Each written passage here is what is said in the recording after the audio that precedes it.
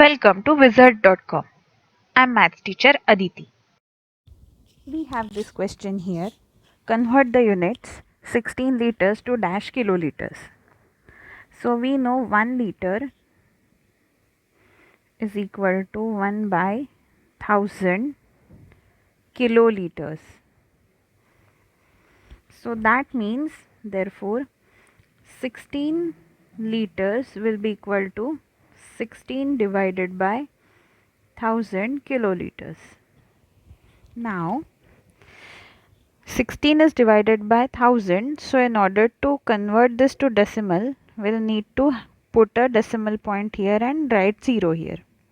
Now since this is divided by power of 10, we'll shift this decimal point 3 digits to the left hand side because there are 3 zeros in denominator.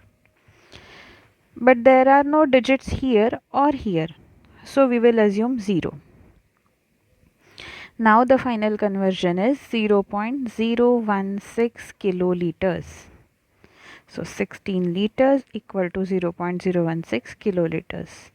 This is the answer.